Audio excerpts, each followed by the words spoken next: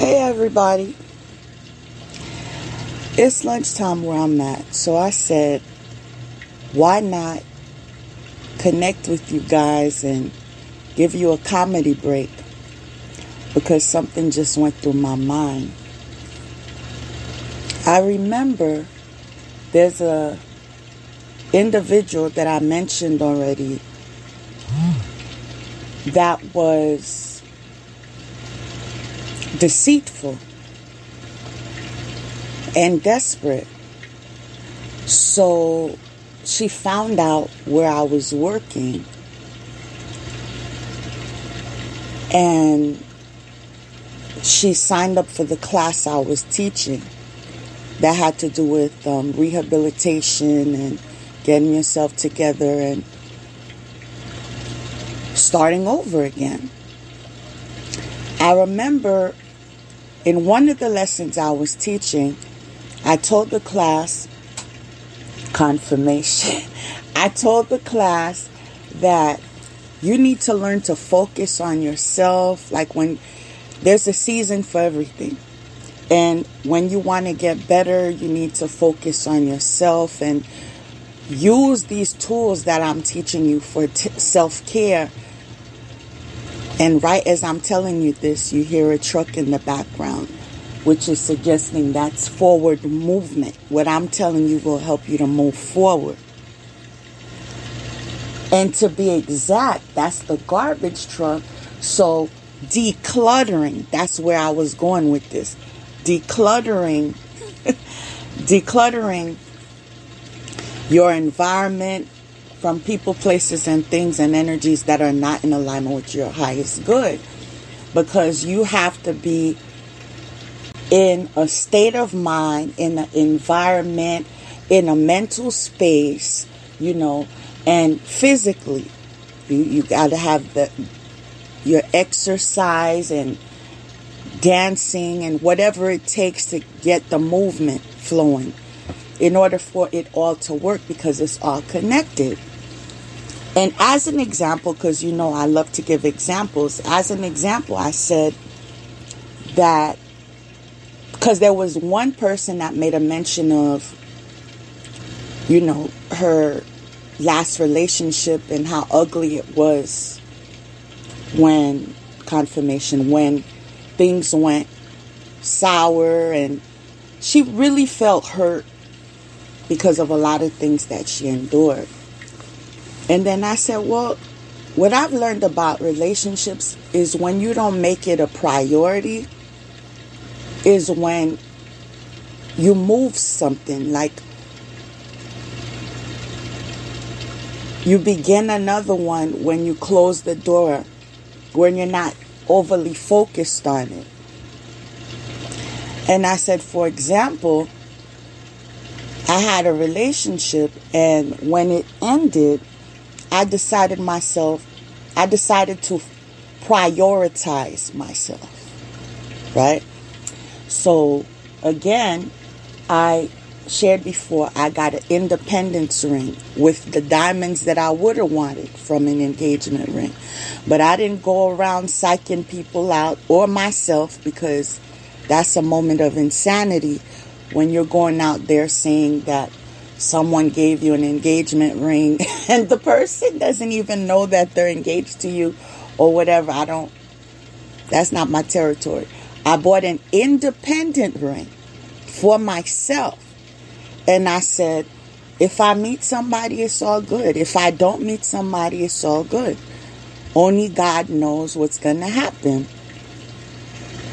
Besides, I knew whether I got married or not, I was definitely going to have friendships, and, wherever it led to, it would have led to.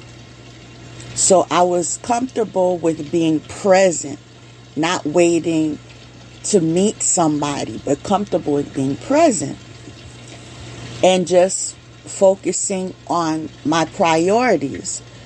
Those that I have in my life already that love me, and family matters, and ways to move forward and build my self-esteem and empower myself and basically learn God and bond with God on deeper levels. Because everyone can get deeper when it comes to God. You just have to be willing to experience what He's teaching you with an open mind and be able to let go of the hurt. Because sometimes when He's teaching you something, you come across pain, backstabbing, hurt. And it's not God that's doing it to you, but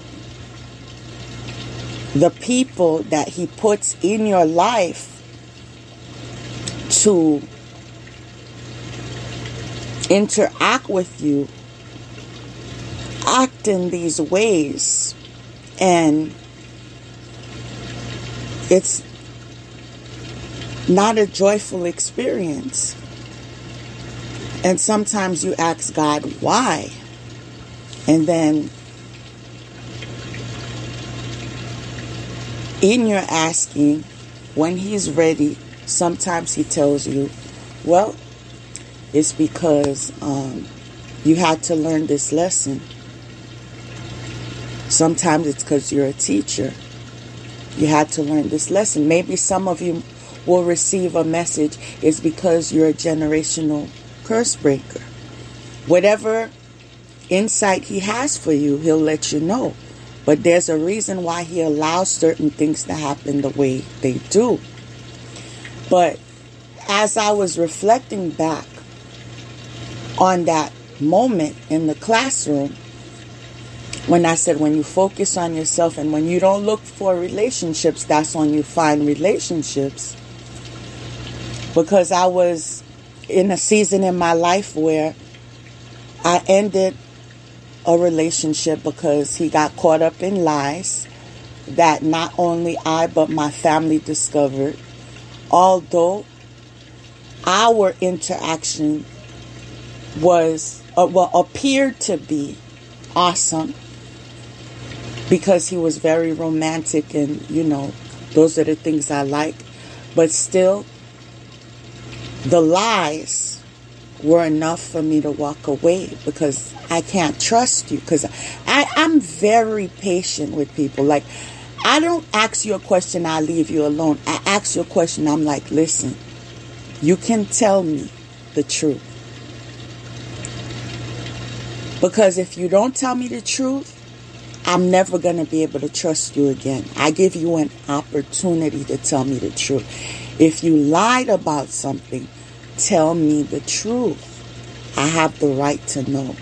And I did all of that with that individual. And he looked at me straight in my eyes and he lied again. And those were critical things he lied about, because due to his past, he could repeat those things again with me. Those things he was dishonest about was in relation to his past relationship. And I told him, if you tell me, you give me the option of making my decision. And then someone went, one of my relatives did a background check on him and found out what he lied about, gave me the files. And I was so upset with him. After I composed myself, I gave him the files. And his mouth just dropped like, where did you get this from? There are paper trails everywhere. It's best that you just be in your truth, because you'll lose something good just because you can't stand in your truth. It caused a lot of unnecessary friction just because of that. God knows what we would have become if He were to just tell the truth. So due to that hectic experience, that is when I got so fed up with the dating pool. I said, you know what? I'm going to get myself an independent ring. As far as relationship, I don't care. I have a child anyway. I need to focus on that. As a matter of fact, I don't even have to be on Idol if I don't want to. I could join the PTA. I could go on play dates with my son's friends and their parents. I could, join a painting class. Like, I created a schedule for myself because I know people move on desperation when you're idle, when you're bored, when you don't have nothing to do. So I studied behavioral science. That's what I majored in. So I know in order to leave one habit, you need to create another. And if that habit so happens to be being social with the opposite sex, then listen, which is what I did. I joined not only Sunday school, but a group for mothers. The younger mothers were invited to MOPS, Mothers of Preschoolers. But there is a group for mothers that had children in elementary school, and it slipped my mind right now, so I can't give you the title. But this is something you may be able to Google, where maybe it was called MOPS for, I don't recall. But anyways, it's something you can research yourself online. I also joined another group called BSF, Bible Study Fellowship. This is an international program. I do not believe MOPS is international. I might be incorrect, so don't quote me on that. But as far as BSF, I know that BSF is international, where it doesn't matter what religion you subscribe to, you just study the Bible. That's it. Okay? You open the book, you go to class, you open the book, and we read the passages and we just study them. So there are many things women can get into to avoid traps that keep you stuck, or relationships that you don't belong in, or addictions, like those of you that drown in food addiction because you want to feel better. So there's the chocolate board, there's the candy, there's the cupcakes, there's in order for you to change your habits, you have to create. And I know some of us won't even classify them as habits, but what are habits? Things that you continuously do. Whatever the routine is. Maybe the routine is once a week, maybe if it's every day, but it's things that we continuously do. That is what a habit is. Now, an addiction is something that you do to manipulate your mood. Maybe that ice cream makes you feel like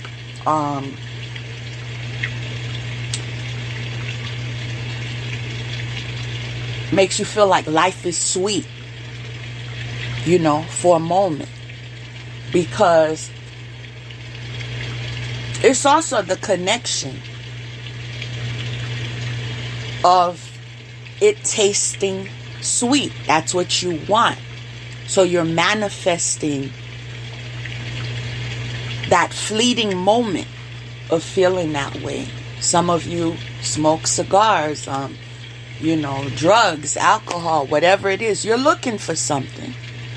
And this is why I will always encourage those groups, which are Alcoholics Anonymous and Codependent Anonymous, where those with codependencies that need some coaching skills in relation to relationships and how to learn how to set boundaries. To be honest with you, I am an A+ graduate of I should say an honor roll graduate of Codependent Anonymous. And it's not something I did literally, like wore a cape and gown and all of that. What I'm just saying is I participated in that program to learn how to set boundaries, because I've been around a lot of manipulators in my life. A lot of it. Now, I'm going to avoid certain things because I don't want to hurt anybody's feelings. But, yeah, I had to learn to be able to not only make my own decisions, but stand in them. Meaning, when I set a boundary and you refuse to respect it, you belittle it, you say I'm overreacting, or you say that it's not even necessary, I'm too sensitive, or I'm not thinking straight, whatever. I know how to reinforce that boundary by basically blocking you from my life, by blocking you from my phone or social media or whatever. But at that time, I wasn't even on social media. I always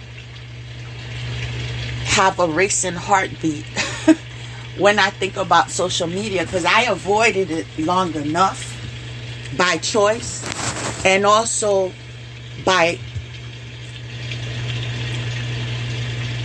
guidance I was given from the elders in my family that, you don't need to be on social media telling people your business. It really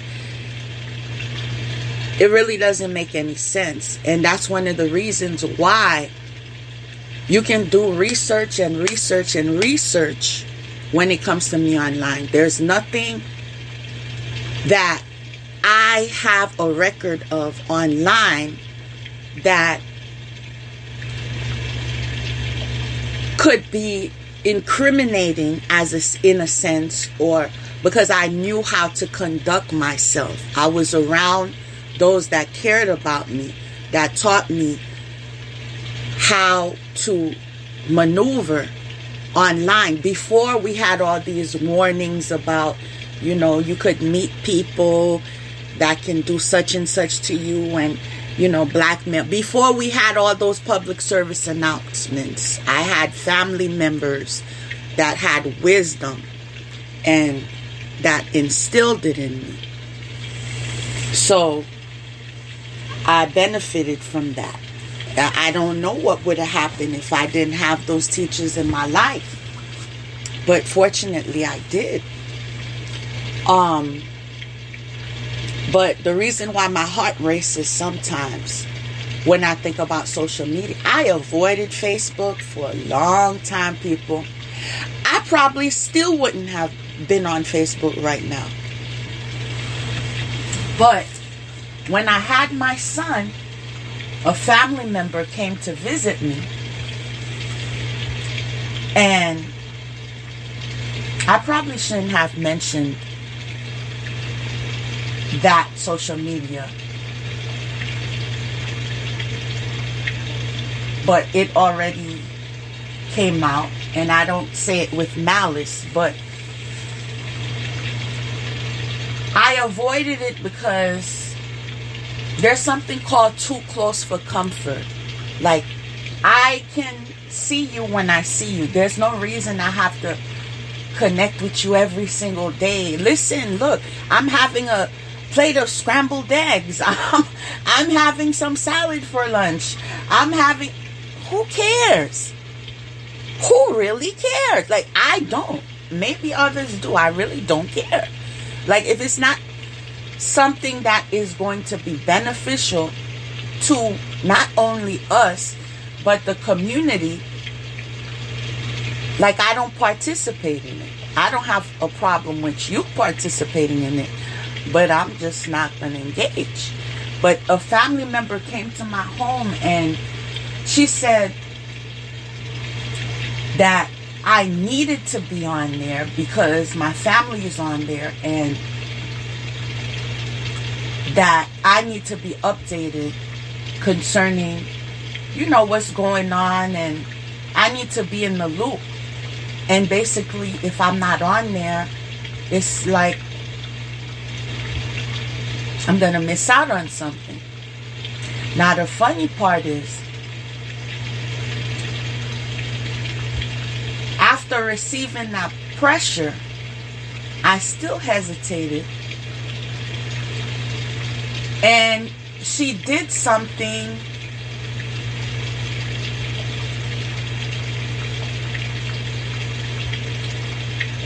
that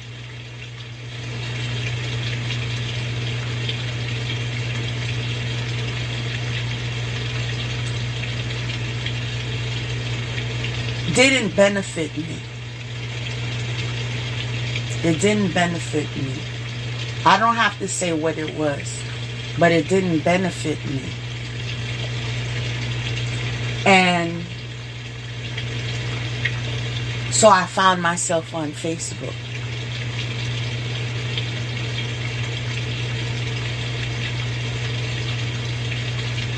Which is something I tried to avoid for a very long time. And although I was able to be on Facebook for a while with just sharing constructive posts and everything, things started to get crazy because the person I used to be married to caused a whole bunch of people to start gang stalking me. People I didn't know. I woke up one day and I was like, what is this? I saw numbers of people. Man, one day it was over 100 people that came with friend requests. And I was, who are all of these people? Where are they coming from? Because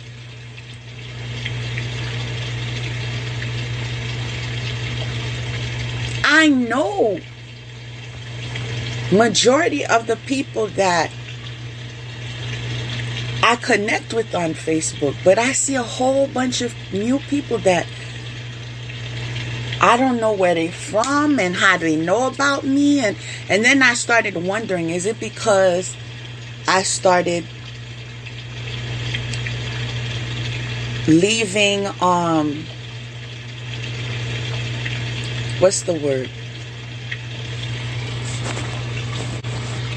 Leaving those audio posts and videos, and I started wondering, are they seeing me post, or are my posts being shared? Or like, I didn't even understand where it was coming from, because I do have a following in my life, right? In regards to the community and those that I work with and do support groups and everything. But when it comes to my professional life, I don't mix it with my personal life. So even though I'm known due to the type of work I was doing, I don't advertise what I do personally, like to the people that I teach or to the people I do support groups for, because there's something called like professionalism. What you are doing at work has nothing to do with what you are doing personally. And so I respected my workplace in that manner. I wasn't inviting. Now, the only people that got information on how to connect with me on social media would be people I knew who had access to my phone number. Because it's not as if I invited them. It's because they looked me up. And that is how, unfortunately, some people, including that woman that joined my class, that was plotting to unalive me, that is how she got access to my email. I'm not even going to say to social media, because I know very well that the person I divorced is who gave her my social media. And then they gave my social media to everybody else.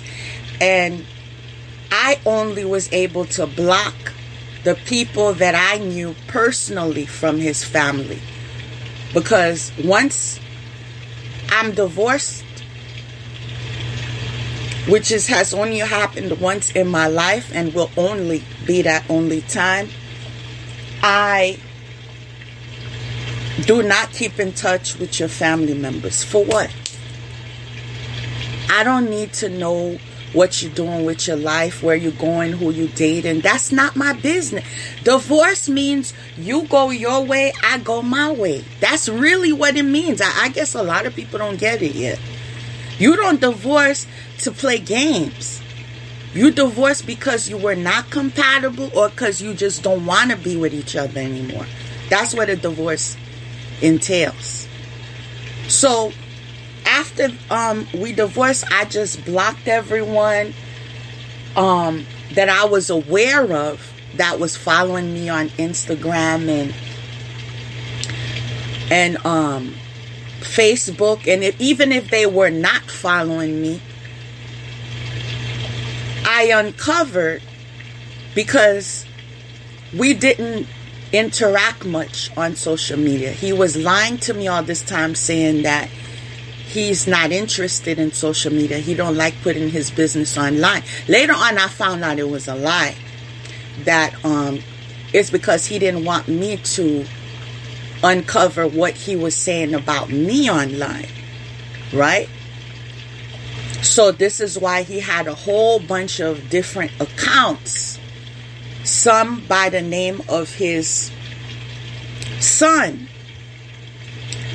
And different variations of his last name. And so those that I saw on his accounts that I knew were related to me, related to him, because I was married to him, so I got to know some people. Those people that I was not connected to online, I blocked them. Like, even if you're not friends with someone, you can block them from even requesting a friend request. I want you to understand how deep this went. Because when it's over, it's over. Like, you're a memory on occasion. If I get triggered and somebody looks like you or whatever. But I don't need to know your business. I don't need to get any contact from your family to explain. And I don't need none of that. Right? So I blocked everyone.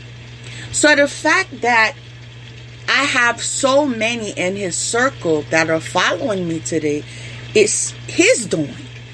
He is the one that basically continues to follow me and then tells people, go follow her here, go follow her if I'm on Twitter, if I'm on Instagram, if I'm on Facebook, like everywhere I go. Child, I can't even go on TikTok. And I'm wondering why. Like, what are you expecting to see? I don't get it. Like, the same way I'm able to conduct myself in person is the same way I conduct myself online. Again, I never was around with that much foolery online because I had a professional life. So before my cousin influenced me to get online, I always had to conduct myself a certain way. People, I was a Sunday school teacher. You hear me? So I can't be doing any kind of craziness online. I wasn't even doing it in person. I remember one time going to a park, a very popular park in Miami that a lot of tourists like to go to. And they just had a little soca playing in the background. And I kind of like the music, right? But I'm like swaying my head back and forth and whatever. And my friend was like, why don't you get up and dance? I said, are you crazy? I said, do you know who I am? I said, I cannot get up and dance. I can't even wear shorts. I can't, because when you have certain positions, either you accept what comes with it or you just don't take the position. I, at the time, was a Sunday school teacher in a Pentecostal church. You don't wear jewelry, you don't wear shorts, you don't wear pants, you don't, like, so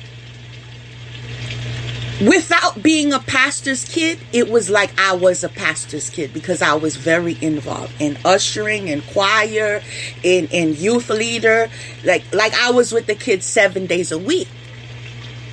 Because if I'm not helping you rehearse for the Christmas play or the Easter play or the choir, I'm there with you on Sunday school, and then I'm there with you on Saturdays for youth group, or else I'm there with you on a field trip. Like, I was very involved with, this is why I am, to some people, I'm very youthful, because although I graduated high school years back, but I still never left that population, right?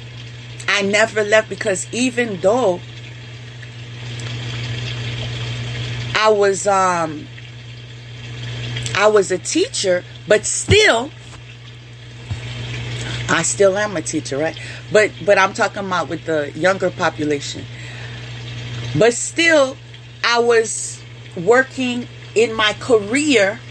When I was teaching, I was still working with kids. So if I'm with kids teaching 5 days a week, I still have to comport myself a certain way too. They'll run into you in a store or in a restaurant.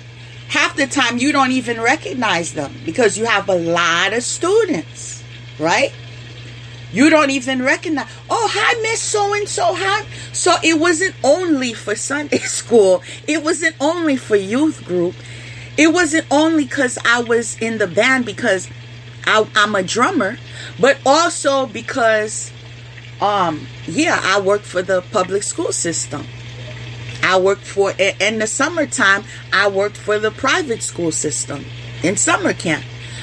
And then I also worked with children with, well, not just children, people with developmental disabilities, and then people with drug addiction. So I can't be seen drunk when I'm working with that population. I hope you guys understand where I'm trying to take this.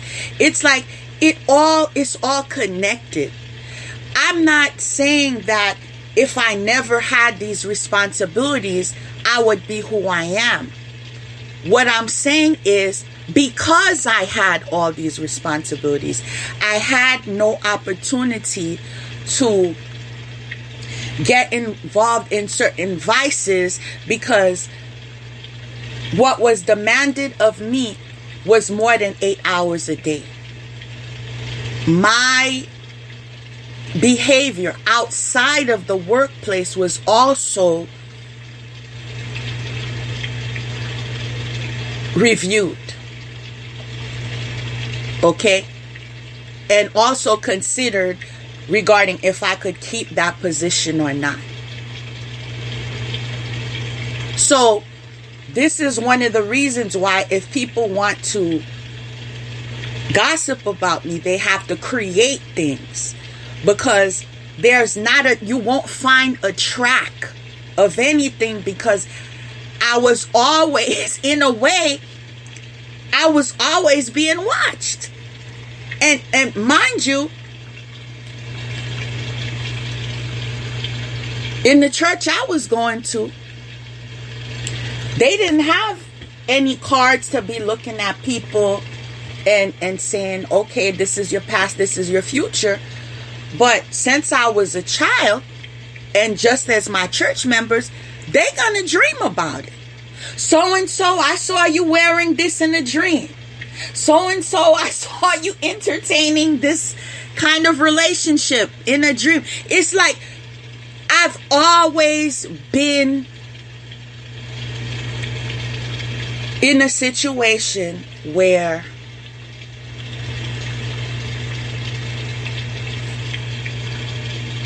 I had to hold myself accountable. Okay? And the lesson I learned from that is, one thing I will always do is try to encourage parents to motivate their kids to be involved, even if it's in volunteering. Be involved in positions where they understand that they have to comport themselves a certain way. Because when you do that, it gets instilled in them. This is why when my child was younger, I went into the direction of Boy Scouts. You know, because regardless of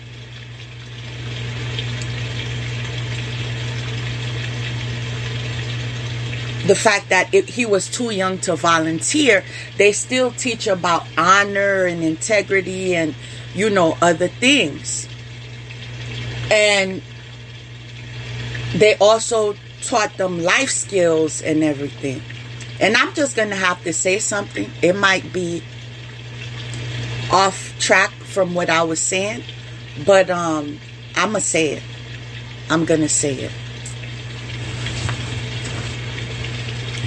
One of the reasons why I even considered dating anyone after my child reached the age of 5, because I didn't date anyone before that. It was about my son. Okay? And it's because I remember bringing him to school and leaving him and then crying, because I'm like, what do I have to do now? Like, my whole life was him. And I called my friend on the phone and she was like, yeah, I've been there before.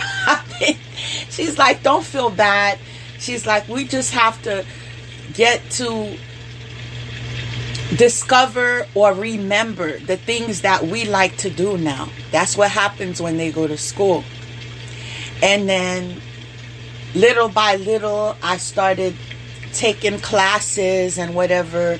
And then eventually, even though her kid is a year older than mine, we started going on play dates more often. And we decided to go join that mother's Bible study group together and so forth. But from that, it elevated to, okay, maybe I could entertain dating someone, right? Now,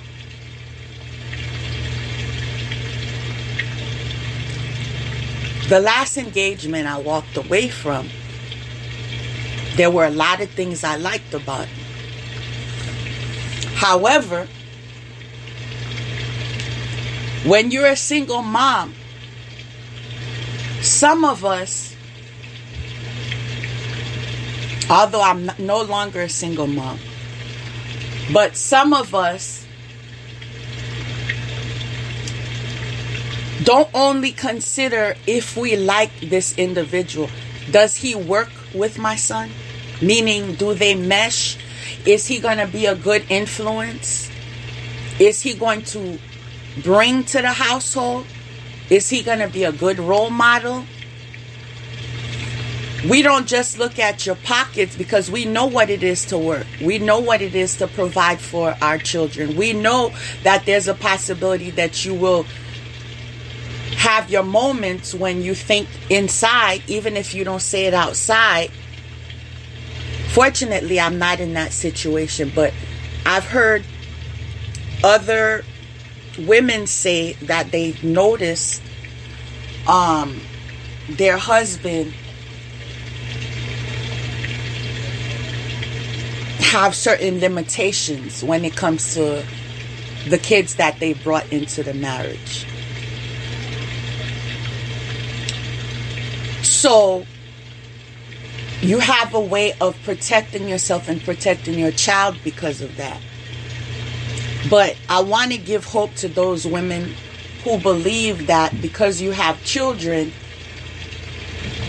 that you will never have a family where, you know, your child is regarded as one of his own, and that's not true.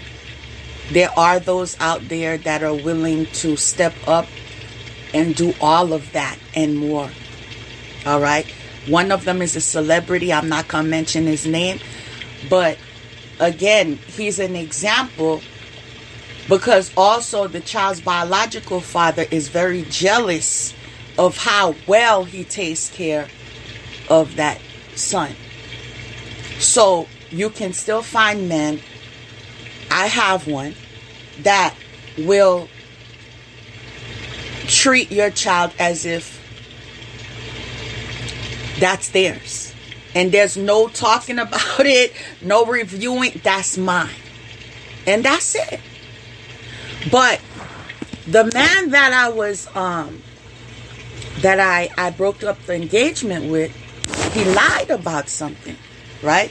And I said my family looked into something and gave me a file of certain things that he was hiding from me. Now, this is why you should very much consider who you get involved with, because they can leave a scar in your life that you can never get rid of. The wound might heal, but the scar will always be with you. So come to find out, he was in a situation where he had a back and forth with his ex. And then there's records of it. Now, with something like that on your records, when you go, that's why I said I'm going to tell you. This is why I said I'm going to tell you, because I care. I didn't have to share any of this information. When you go to Boy Scouts, because I'm thinking my child can't go to Boy Scouts because he did not have a father that lived with him. His dad and I live in 2 different states. So I'm thinking, even if I wanted to put him in Boy Scouts,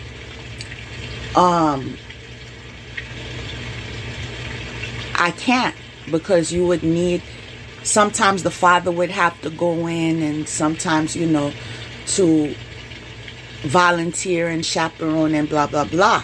And they need to know all of that. In fact, on the application, oh, child, there's so many things I could tell you about that.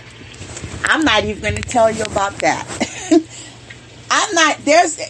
It's good and bad. Just like everything. Just like all organizations. It's good and bad. When you're a single mom and you're trying to get your child into certain things, there's a lot of politics that I'm not going to get to. Certain things you got to find out on your own, but always comport yourself in a respectful way. You hear me? In a respectful way. I'm just going to leave it there. But when I went with this individual that I was engaged to at this time, to, I think you would call it like basically a meeting, and giving us information and giving us the applications to fill out and telling us the requirements and what paperwork we would need to bring in. I discovered, and this is even before I got a hold of those files, I discovered the fact that one of the things they require is your records. You hear me? What I'm trying to tell you, this is how far things can go. I'm trying to help the single moms out there. When you're trying to find a male role model for your children, right? It can't be just anybody. Okay?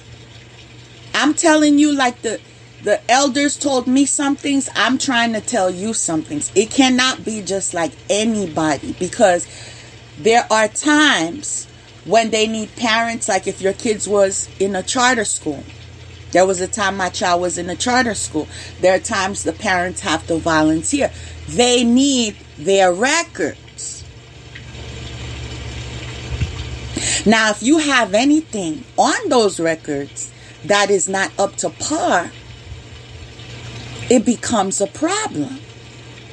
And so only you, the mother, is going to be able to volunteer, because so the weight is all on you when the weight could have been shared. You see how far karma follows you? The weight could have been shared, but then all the weight is on all of you, on the mother or the father, whoever the custodial parent is. So, because there's Girl Scouts, there's Boy Scouts. So it's relative to your reality. This wisdom that I'm sharing. So I'm learning, when I discovered that because of this back and forth he had with his ex, a physical situation,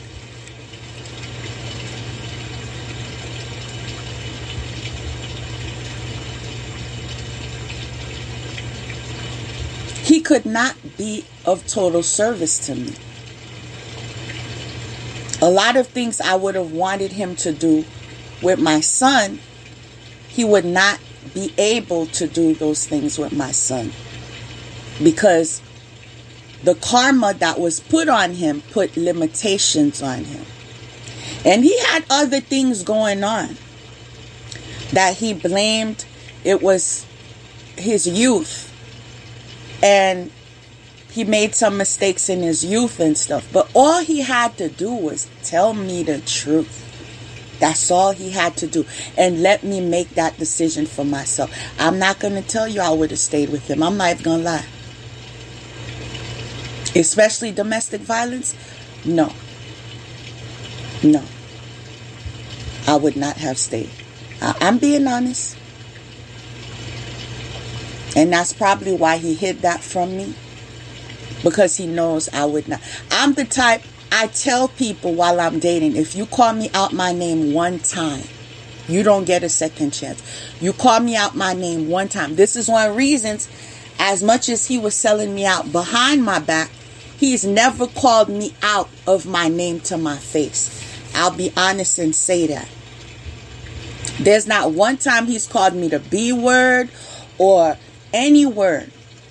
Even a HOE or anything. He's never done that. I don't tolerate that. And all this time that I was connected to him, I never called him these things either. That point where I thought I was going to leave him earlier on, before the engagement, I did say, like, you could go somewhere. You know what I'm saying? Because I'm like, it's over. But I'm not going to remain in a relationship where I'm going to be calling you out. I don't do that. We didn't argue. In fact, I block. You start acting weird. You start acting grouchy, I block. It's not no back and forth. You this and that. In fact,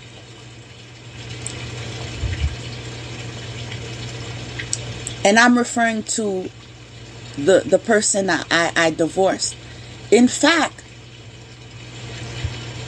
I remember one time he said, I'm too soft-spoken and I just accept everything. And he's not happy with that. He would like me to speak up more. He would like me to say what I mean. He would like this and that. And I'm thinking to myself, what? Wouldn't a man want peace? Like, I was doing something wrong because I'm not in the arguing mood, because I said I don't want to argue. And he said arguing only proves that you love each other.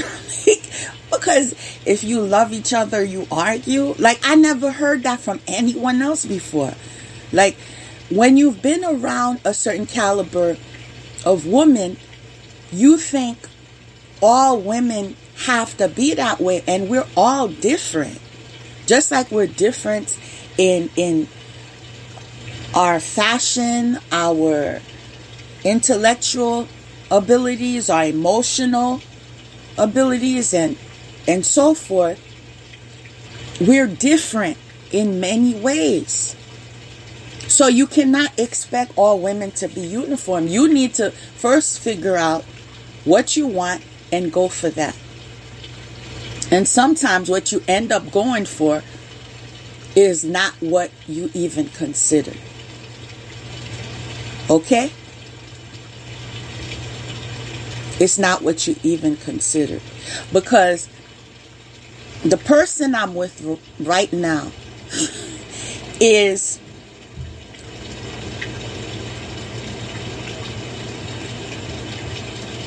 not someone I would have predicted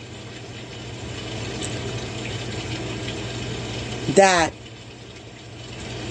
would be a life partner, because we come from two different worlds, right?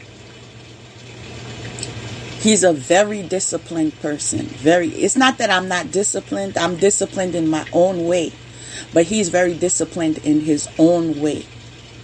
The type of training I have is very different from him, right? And due to the dedication I have to my career and the dedication he has to his career, it would have been very easy for us to never meet. Very easy. Because he's very engulfed in what he does, and I'm very engulfed in what I do. So I wouldn't necessarily predict something like this. But God saw that we had the same values, right? And we wanted the same things, like family is first. That's what matters. Friends, okay, I see you. You know what I'm saying? But you're not going to be interfering with what we're doing over here. All right? And who I am in front of you is who I am when you're not around. We believe in integrity, honesty, truth, loyalty, all the above. So sometimes it's not what you're familiar with, meaning the cultures you're familiar with, or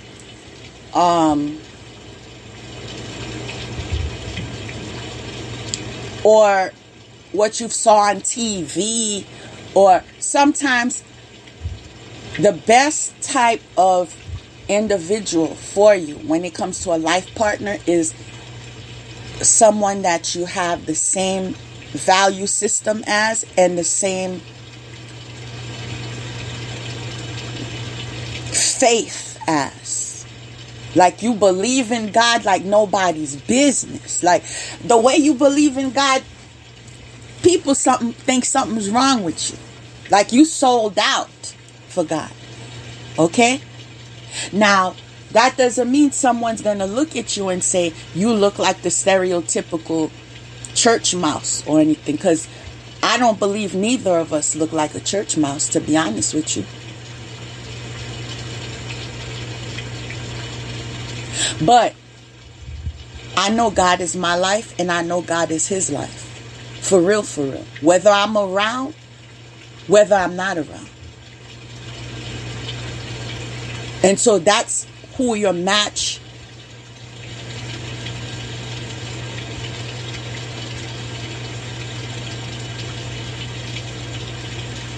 I'll put it this way. That's one of your strongest matches.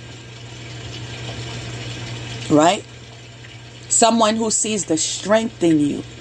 Someone you see the strength in.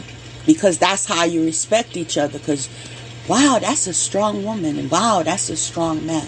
Someone you love the way they are with children. And they love the way you are with children. They love the discipline, the modeling that you do for children. And because what? Your family is your priority, people. If you didn't know, now you know. It should be your priority. Y'all should be working on legacies too. Leave high school in high school where we worrying about what shoes we wearing and what t-shirt we wearing just because somebody's name's on it. Is your name important?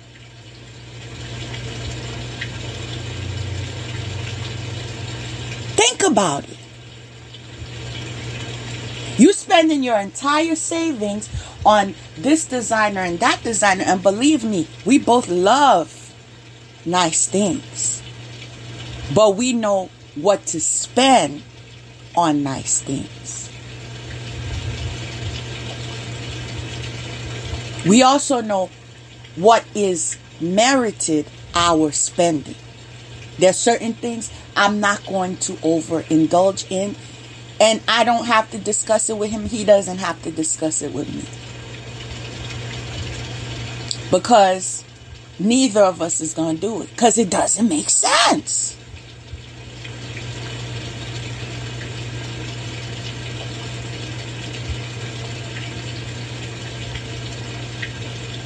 I really hope what I shared, even though I came on here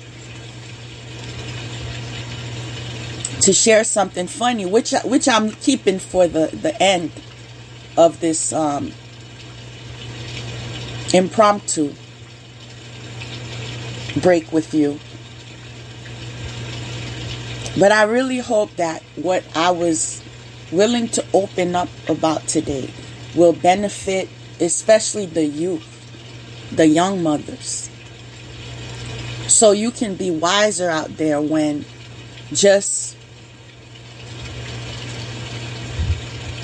considering, put it that way, when considering a relationship or a partnership of some sort in regards to yourself and your children, consider all these factors. Because if the person cannot help you morally when it comes to your child, they can't even attend Boy Scout meetings. And again, I'm not sending anyone to Boy Scouts now. And I'm not sending anybody to Girl Scouts. I'm not sending y'all nowhere. These are decisions that you have to make for yourself and your family. Because personally, wherever my child is, I'm there all the time. So I know what happens there. And I'm just going to leave it there. Because there are stories in the church. There are stories everywhere. Those with ears hear.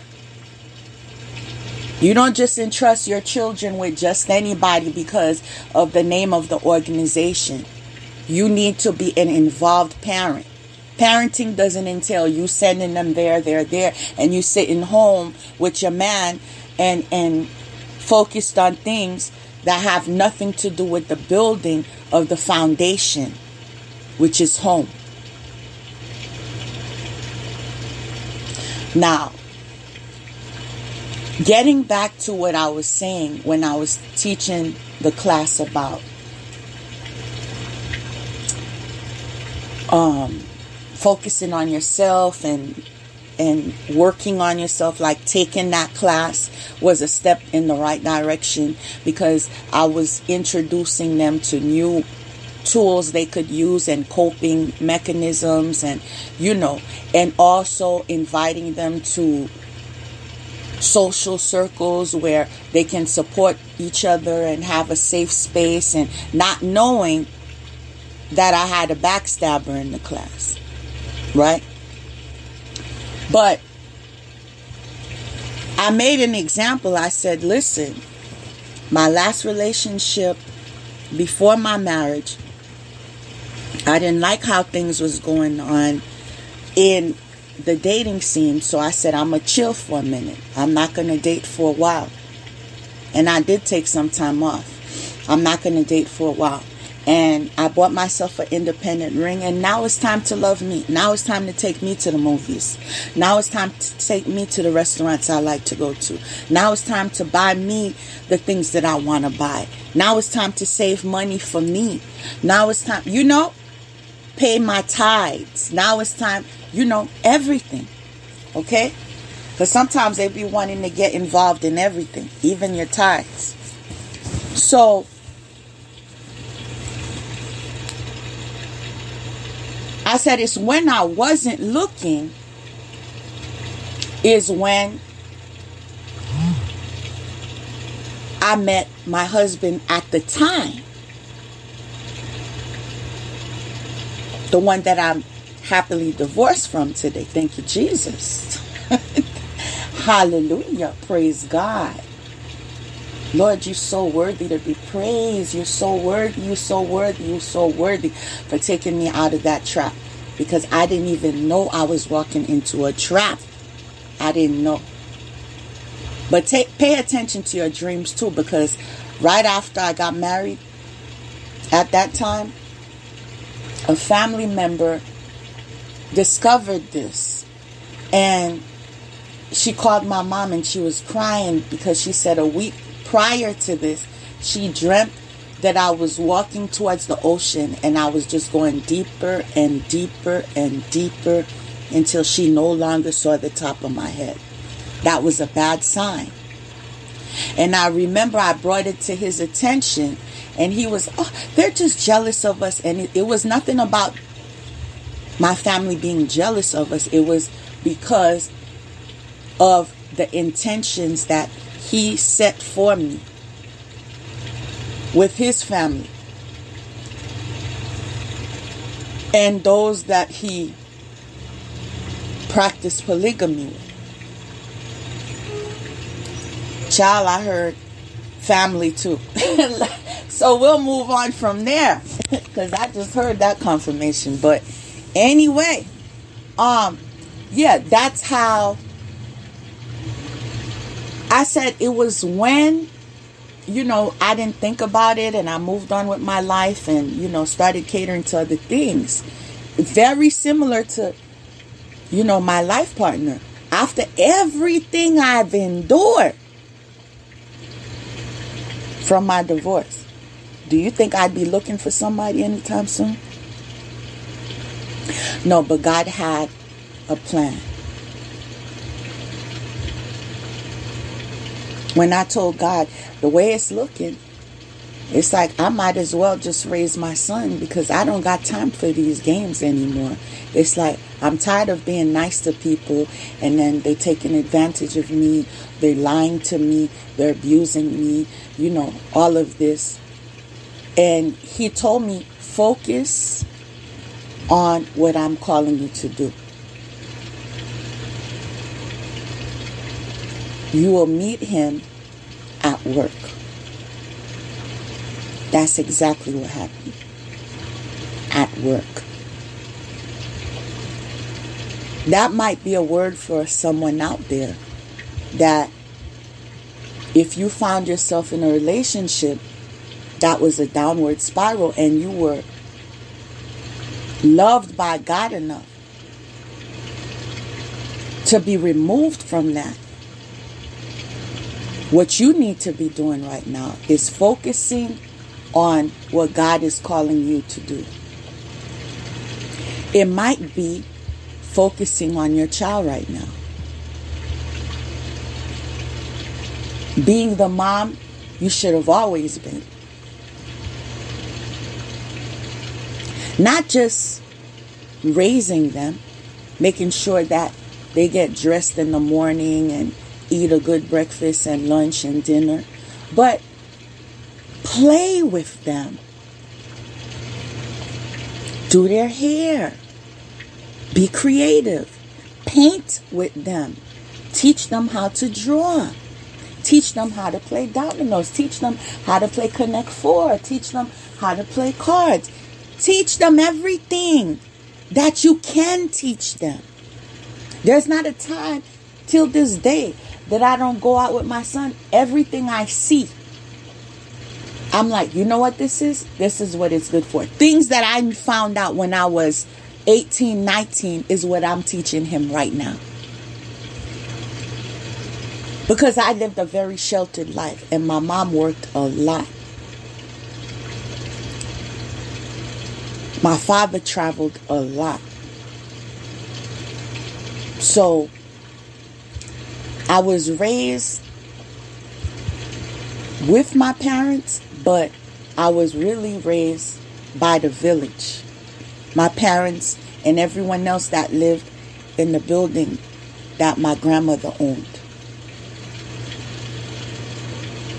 That's why I see things from all different perspectives, because they were all different and they all saw things from different perspectives. The males and the women and the females.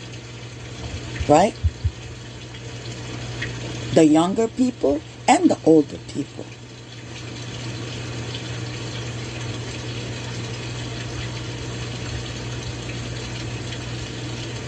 So, when you focus on yourself, you are working on yourself. You are developing yourself in ways that you neglected prior. And I realized in my season of healing, before I met the love of my life, in my season of healing, I went over what went wrong in the prior relationship and why we had to divorce. I said, first off, one of the reasons why he got to play me as long as he got to play me is because I was concerned about what people would say. Because I was guided to not marry him by more than one person.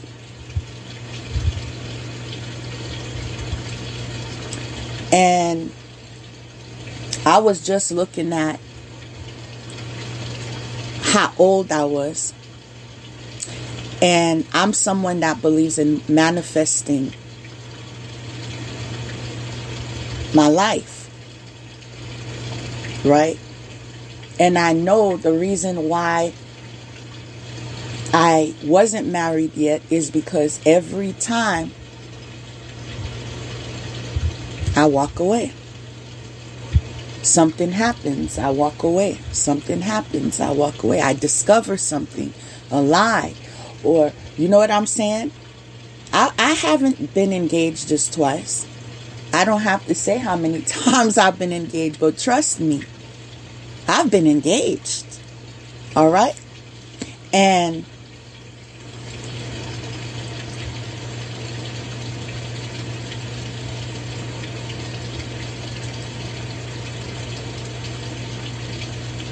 when I thought about it, I said the reason why I stayed as long as I did is because I felt embarrassed, because they told me not to marry him, and I married him, and look at what he did. So now I'm looking stupid. So this is why I was like trying to find a way to make it work before I uncovered the cheating. The cheating was the last straw. Like, come on now. You can't contribute. You know what I'm saying? You're not helping in any way. Like, you're not helping me build. You're not helping me move forward. You're so problematic when it comes to my family. You don't like, you can be grouchy all the time. You're draining me. You're like, so many things was off. So to hear the cheating on top of that, oh child, we didn't need to talk about that one. Come on now. That was just the cherry on top. It wasn't just the cheating that made me decide that, that I didn't like how I was being treated.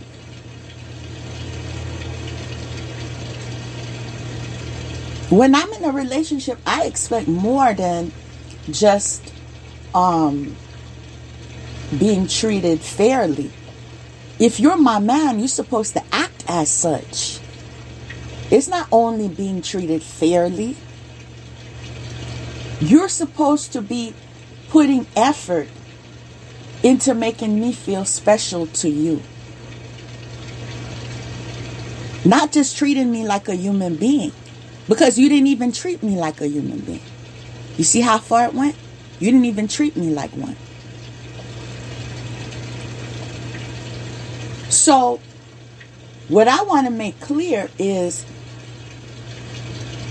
me deciding not to make a U-turn this time is not solely because you cheated or because you had a child, even though I wouldn't tolerate none of that. You already know. I already know what happens when you do tolerate that. When you let them cheat and go out there and cheat, that's a way for them to energy harvest off of you. These women do this on purpose. They have a child with them, so then money could come from your household to go pay their child support. Not today. Not tomorrow. Not never. Okay. Let's make that clear. Now, if you voluntarily get yourself into that, you set him out, you know what I'm saying? And then he has a child and whatever. You shouldn't be upset if he's paying child support. You sent him out there to go get whatever you feel he could get from that relationship, whether it was money, whether it was good luck, because it's now that I sit down and I'm like, so when I was dating the guy I left, the last guy I left that I was engaged to, is because he knew something about me that I didn't know about me. Because he always called me Midas Touch.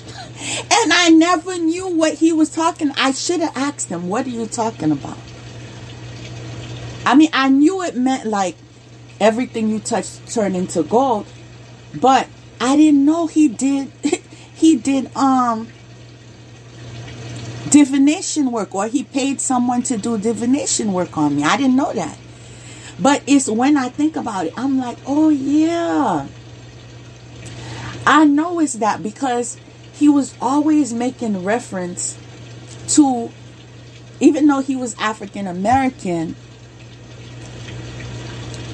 without having to disclose the nationality of his stepfather. He was not African American. But they are very versed in that area. That culture is very versed in that area.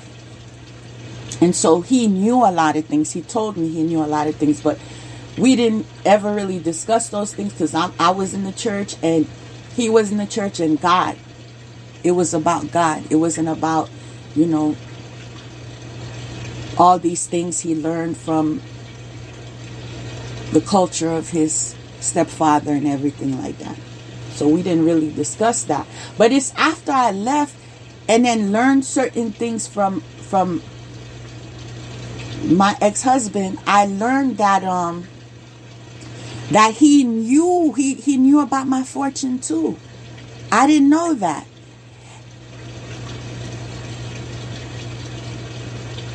I didn't know that. There's a lot of things I'm discovering now that I didn't even know back then. So, all this to say, this makes me understand what you don't know can hurt you. When all of our lives we've been taught that if you don't know, it won't hurt you, when that's not accurate. What you don't know can hurt you too. Knowledge that you don't know can hurt you too. And that's one of the reasons, although I raised my child to be to have the foundation I had when I was younger, to know God in that level and to have that type of foundation with God. But I don't hide anything from him. Like, I'm not going to tell him that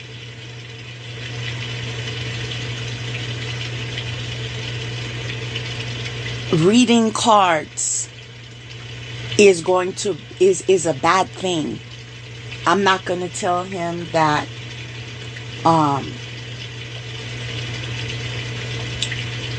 manifesting on a higher vibration is a bad. I'm not going to tell him those lies.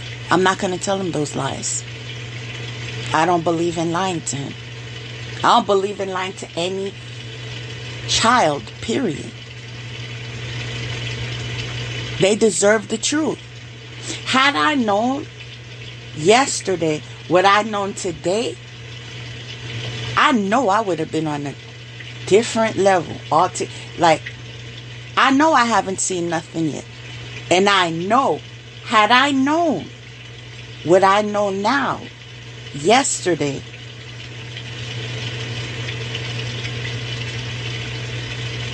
it would have been a different world, literally.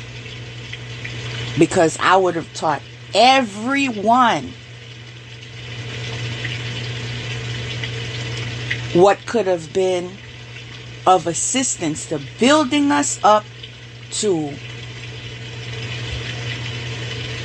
move to plateaus that we never knew we could even dream about.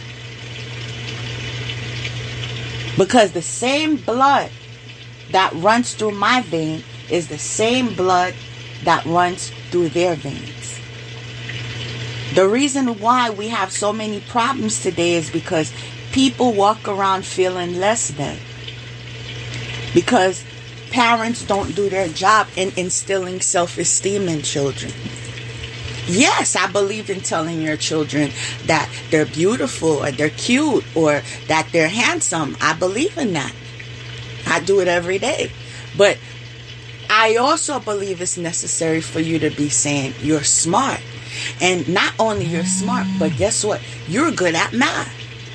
Whatever they're good at. I don't believe in lying to them, as I just said. You're good at biology. You're good at whatever it is. Teach them or bring it to their awareness. If they're overlooking it, bring it to their awareness that these are your strengths. You know what? You're a great communicator. Like, if someone has a conversation with you, they're impressed. Let them know their strengths. Or you're a great dancer. You could even teach dancing, or you're a great pianist.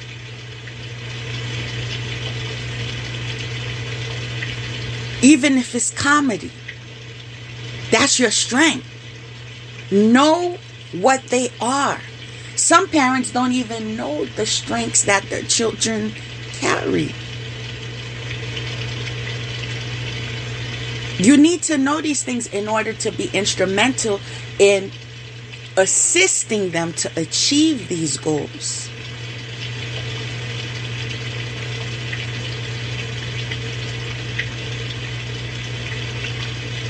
You don't look for college the senior year of high school.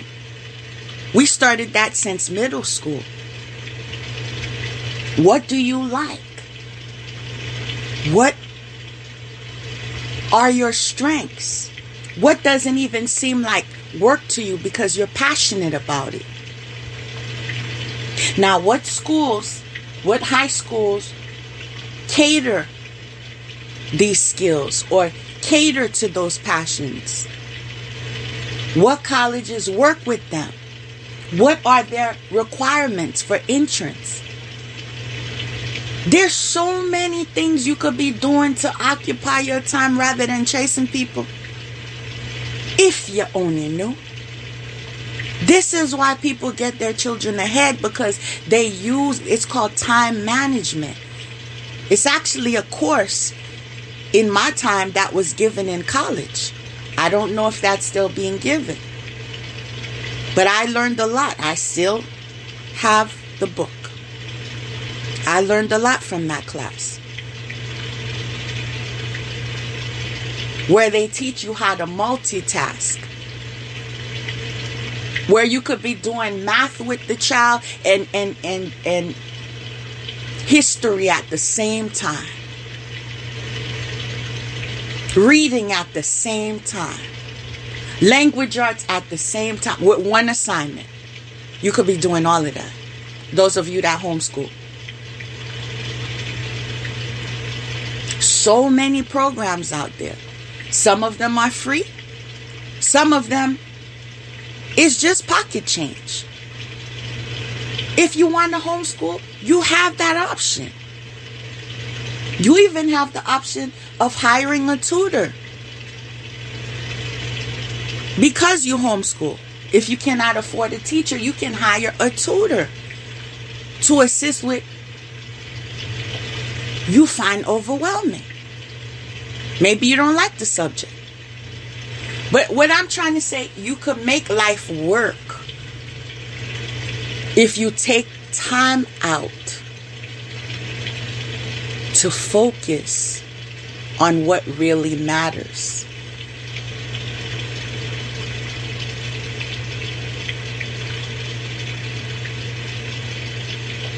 So now I think I'm ready to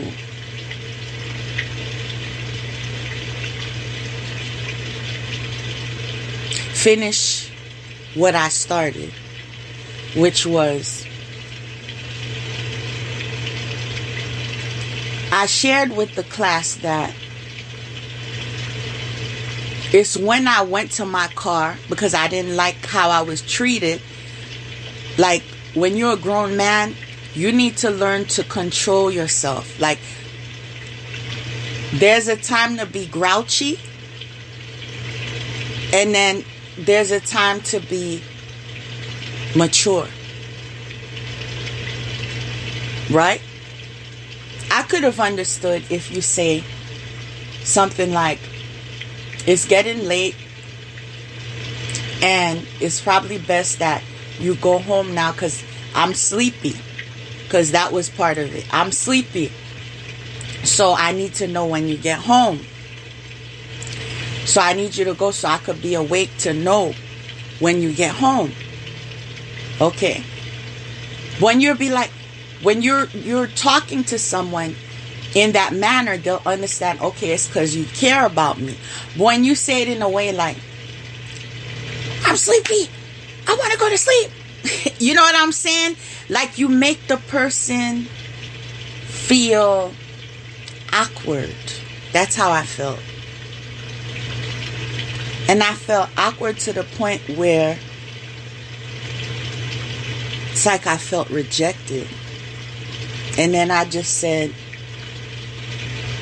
you know what? I'm tired. Because it's not the first time he was grouchy with me. Not to that extent. Of course not. But there's no one who can say you know that man for real and not know he's not grouchy. Now, you know you're lying to yourself and him. Let's keep it a bean.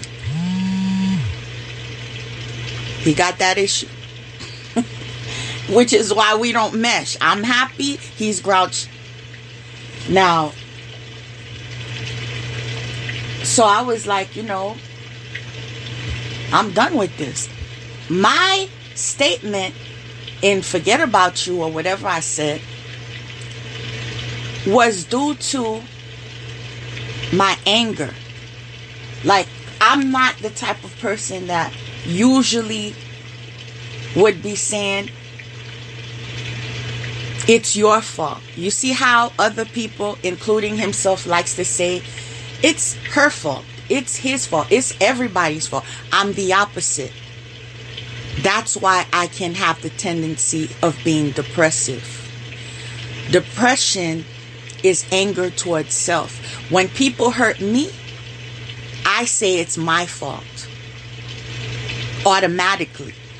And it was me working on myself and God teaching me to say, no, this is where I'm to blame and this is where that person is to blame.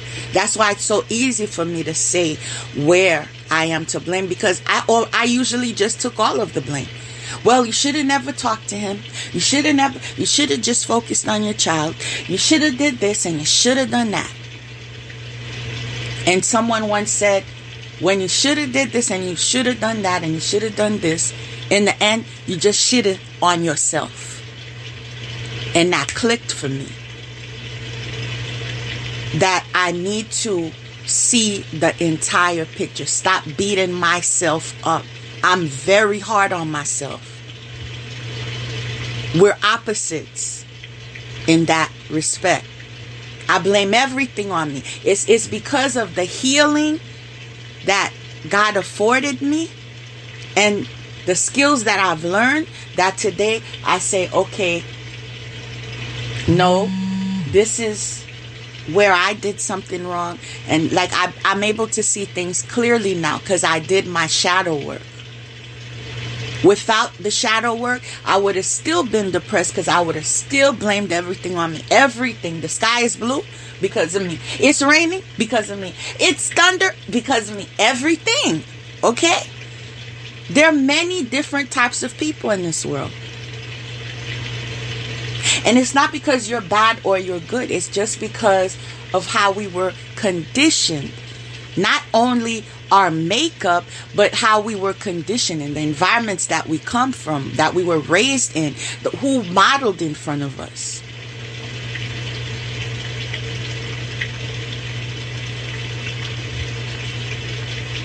Or sometimes it's your desire to be opposite of who modeled in front of you. If you always saw people that were blaming everyone but themselves, when you're on the outside seeing that they're to blame, you say, I'm not going to be like that person. And you go to the extreme opposite. I can identify with that. Where I saw a lot of, it wasn't me, it's not me. And one day I said, nah, I can't be like that. So I put it all on me. So it can affect you. Modeling can affect you in many different ways. Like those that modeled in front of your parents, your grandparents, whoever they might be. But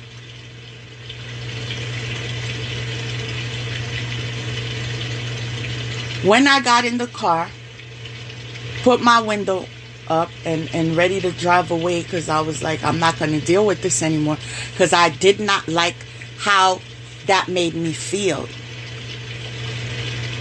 His reaction made me feel.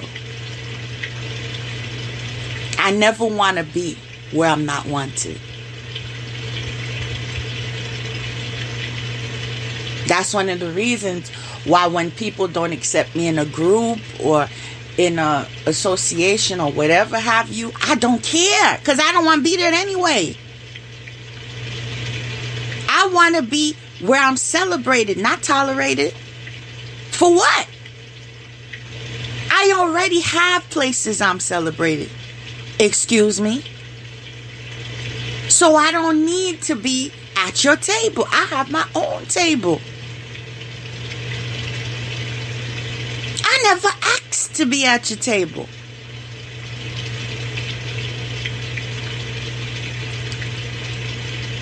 So trying to X me out of your group or whatever was just an illusion, because number one, we was never in a group.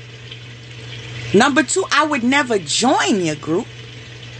Number three, you ain't qualified for my group. Again, let's be real. I don't know how you could reject me in those predicaments. I have never been one to go around, can you be my friend? Or, I'm mad because she doesn't want to be my friend. Are you serious? Child, I remember being, I'm going to be so transparent with y'all. I remember being 7. A baby, right? 7. And I was in a bilingual school. And I asked my mom, well, she offered it to me, because in that school, they was on a different schedule, and they thought they could hit people with rulers. The teachers thought they could hit people with rulers. And hello, I know that's what they do in the Caribbean, but we don't do that here in Brooklyn. Okay? So I wasn't having that. And I told my mom, yeah, I wanted to go to another school. So she sent me to a Catholic school. Now, so I had to make friends all over again, because the friends I had from preschool, kindergarten, first, I walked away. So then I went to a new school where I had to make new friends. So one girl, which is funny, because we connected on Facebook later on in life, and I said, remember me? I'm the girl you said, in order to be my friend, I had to give you a candy. And she said, yeah, I remember you. And I remember going home to my mom and telling her that I'm trying to make friends in the new school. And I went to one girl and I told her, and she's very successful in life. She worked for Obama when he was in office. It's funny how life can go. But I explained, she said I had to give her a candy, like basically pay her off to be my friend. And my mom was like, you don't need her as a friend, because you don't need to pay off your friend. That's when I learned that lesson. 7 years old.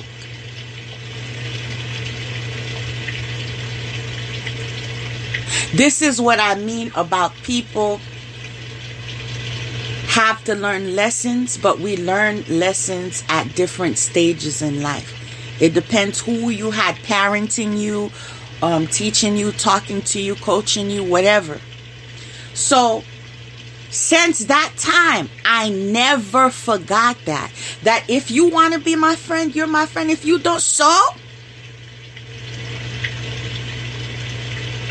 mind you, I was surrounded by cousins. I didn't need a friend out of my bloodline if I didn't want one, till this day. Obviously, except my man, unlike other people. Shade, that's right. It's hot in the sun, shade.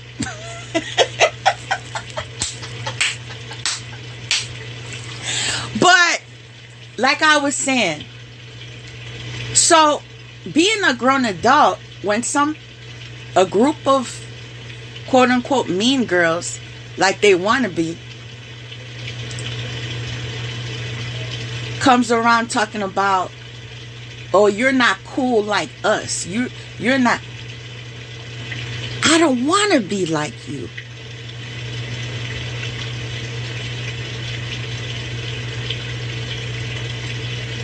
You're lying to yourself. You're mad because I don't want you in my crew. That's the truth. Because you want to be too close for comfort to know how I do what I do. Who's lying?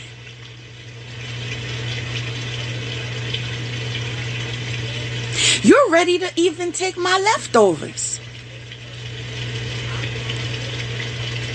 If right now I was in a relationship that did not succeed, please believe you wouldn't even remember my ex. Okay?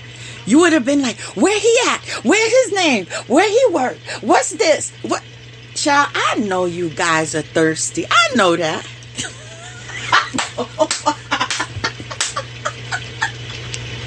I know how thirsty you are. If I just drank a little soda and I left just a little bit, I know y'all be fighting for that cup. I know that. Can we be real? I said, can we be real? I'm not even joking. I'm laughing because it's funny. I'm laughing at you, not with you. Because we ain't in the same crew, so I can't laugh with you. I'm laughing at you. Okay? And that's the joke, too, because he thought it was because he was all that and a bag of change. Come to find out, the only reason you was after him is because you were trying to get close to me because I don't play what y'all was trying to get into. And so you're like, well, if he's married to her, that's the only way I could have access to her. So I'll be able to be with him too. And somehow, you know, deep in my heart, I believe that I'm touching base with her. Child, y'all are a sorry case of sorry. I have to tell you what it is, because until you accept the truth, you cannot be delivered. Okay? Learn to love yourself. Even if you begin by lying to yourself, I am worthy, because you feel it's lying, because you know you don't believe you're worthy. So you feel like you're lying to yourself. I am worthy. Keep saying that till you believe it. Stop chasing people who don't think about you, who don't look at you, who don't care about you.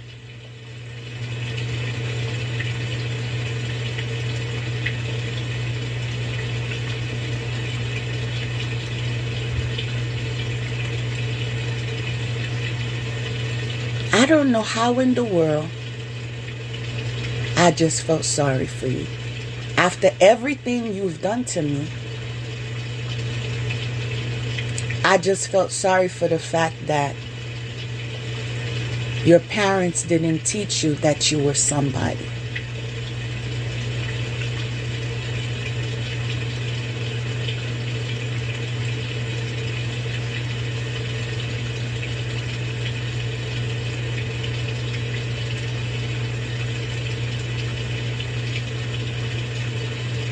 And the person that you hated on, lied on, stole from, tried to kill, abused, is the one teaching you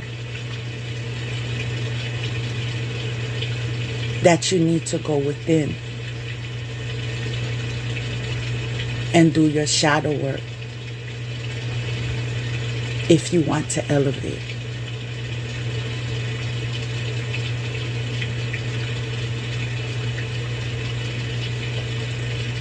And I'm going to end it right now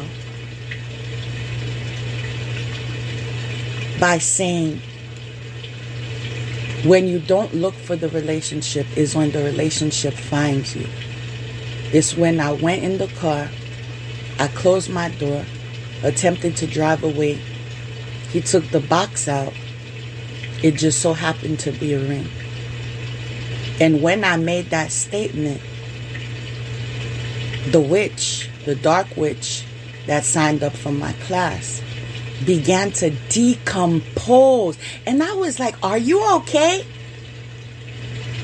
Like, I didn't even know what was wrong with her, because I'm talking to the class. I didn't even know she was having an affair with him. I didn't even know they had a child together. I didn't even, in fact, I introduced them. How did that even make any sense? For me to introduce you to each other when you baby mama, baby father. Those are the things that I find despicable as well. The way that you could look in my face and lie to me. Both parties. The way you could disrespect your child, yo. Having her come out the car and introducing the Judas to your child like that's not her dad, and just to prove some point to me, you brought your child into this. You disgraced your child.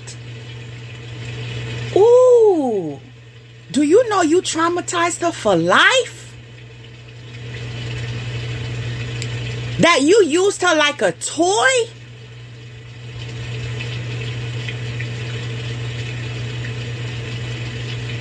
That's disgusting. She might need counseling for this. She already needed it. Before y'all even met me, she needed it. But now it's certified. It is certified she needs counseling. Because you toy with your own children in your crap.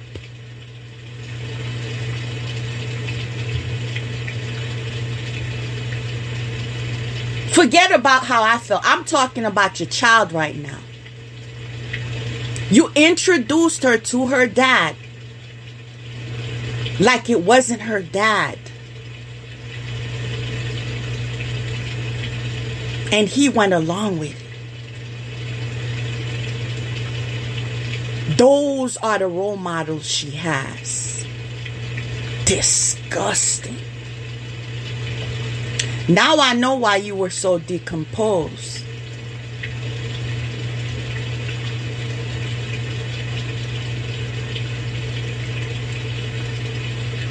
Now I laugh.